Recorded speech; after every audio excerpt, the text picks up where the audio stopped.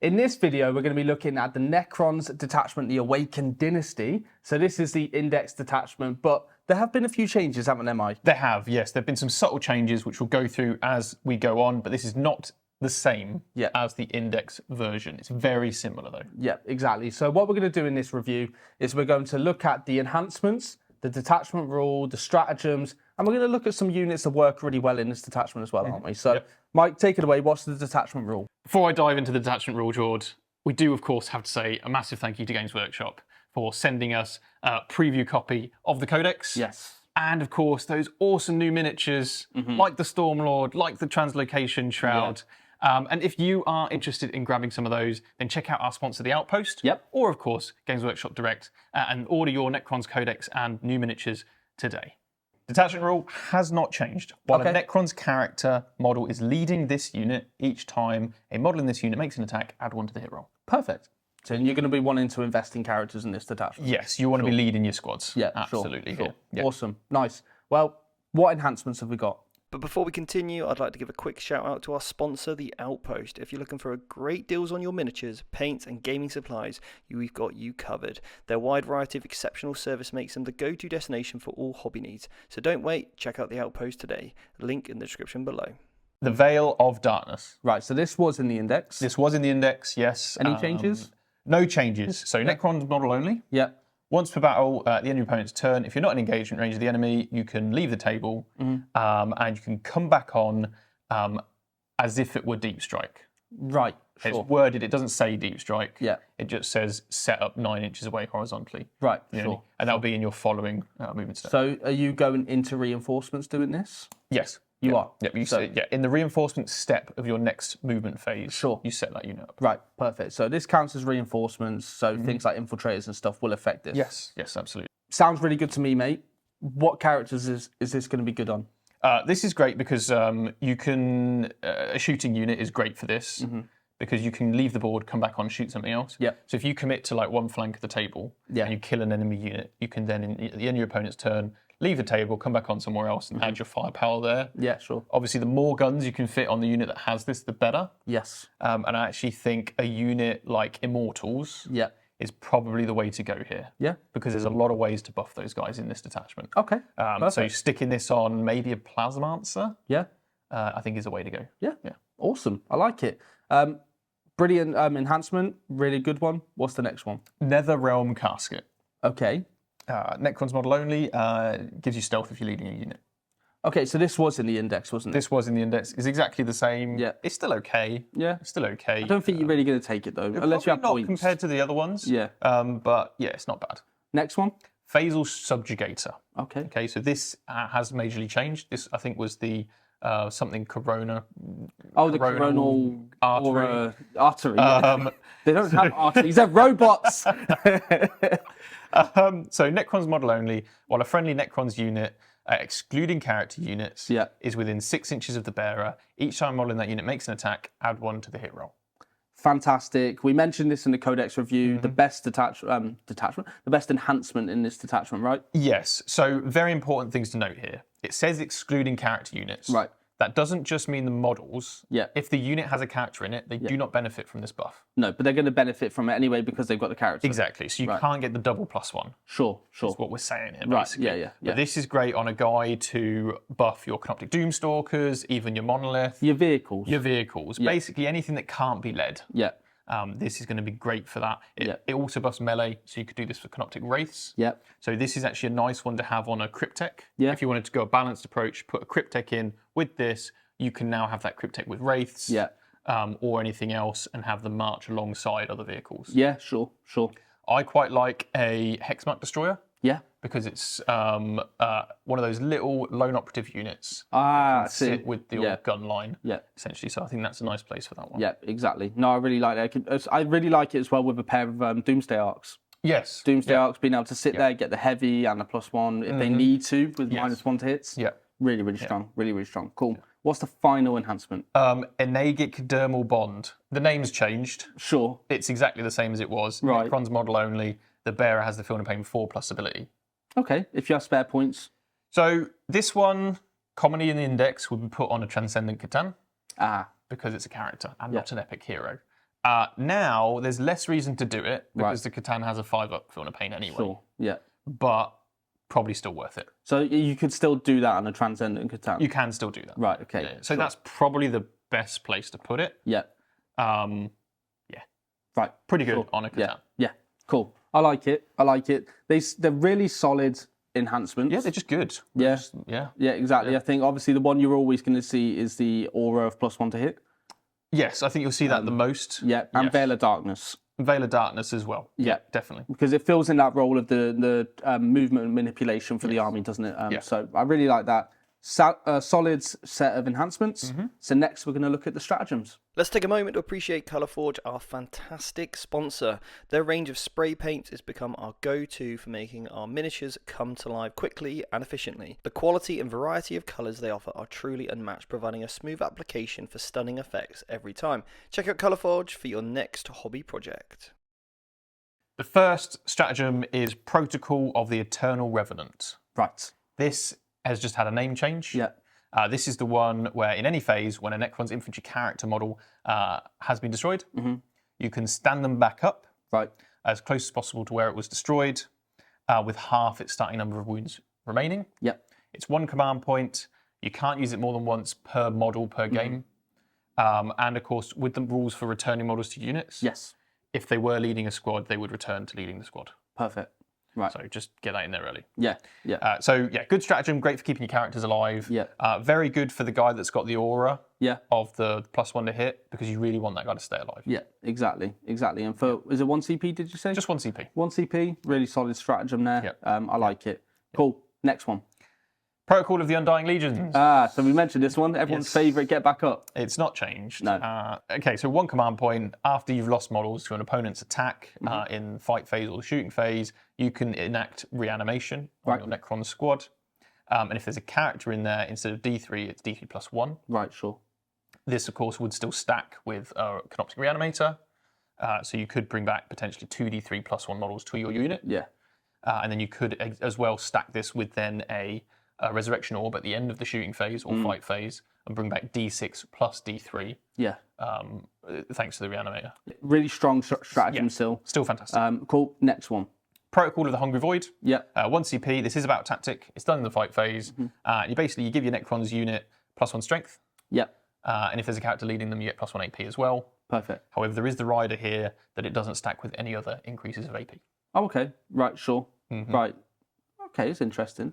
Yeah, there's a few instances. Yeah. I think Illumina Xerath gives you +1 AP while you're targeting people on objectives for battle line only. But I think it's few and far between. Yeah. But yeah. Nice. Still nice way to buff your melee. Yeah, absolutely. Yeah, I like absolutely. it. I like it. Cool. Next one. Protocol of the Sudden Storm. Yeah. This hasn't changed. 1 CP, movement phase, you gain assault. If you've got a Necron's character, you can reroll your advance rolls. Cool. Good for helping that movement with the army.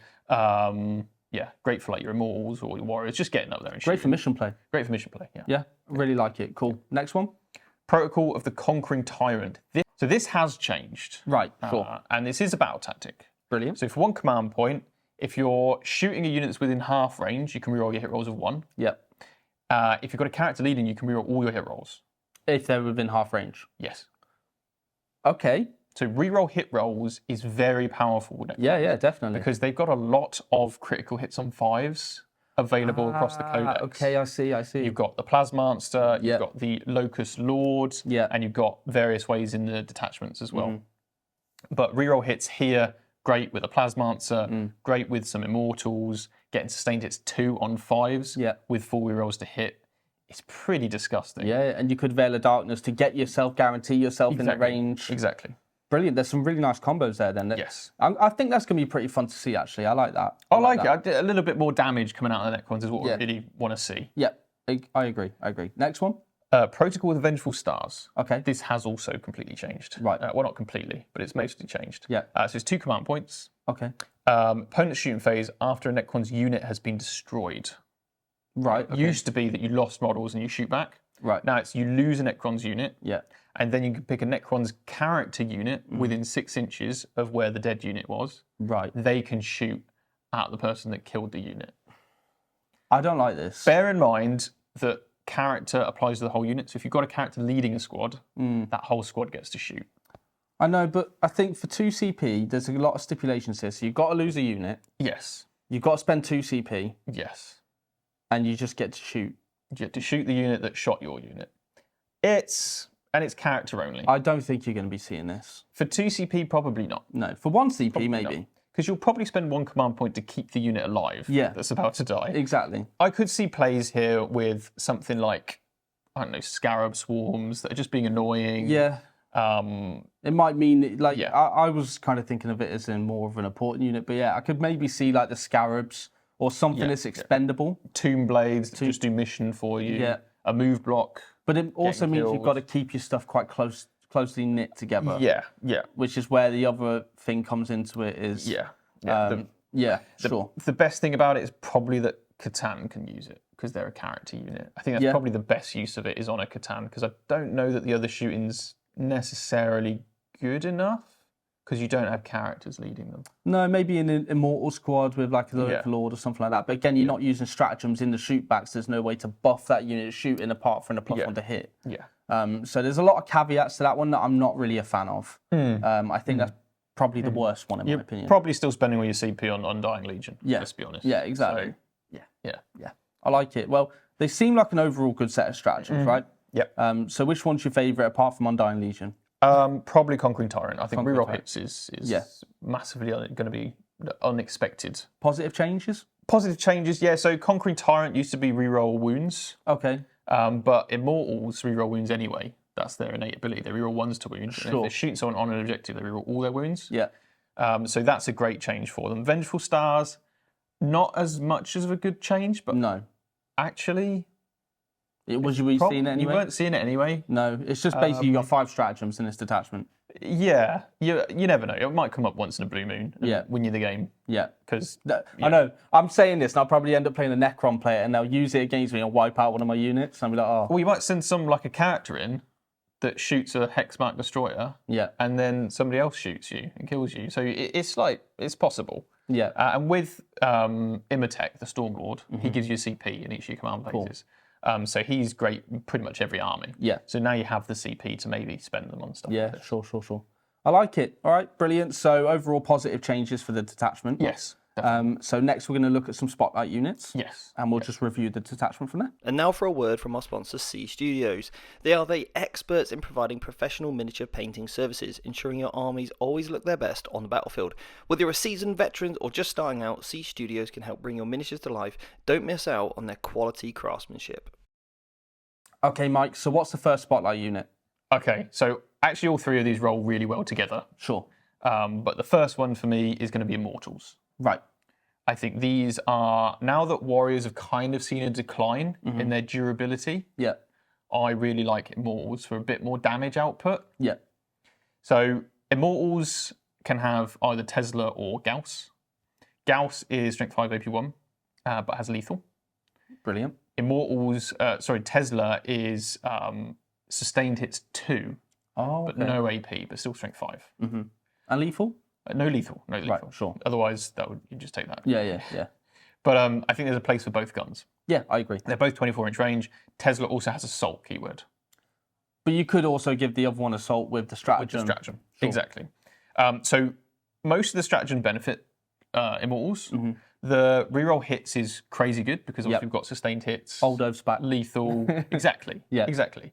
And it's a battle tactic. Yeah. So you can now have an Overlord in one of the squads, and actually you can do this reroll hits twice. Yeah. And you can get critical hits of 5 by using something like a Plasma Answer. Yeah.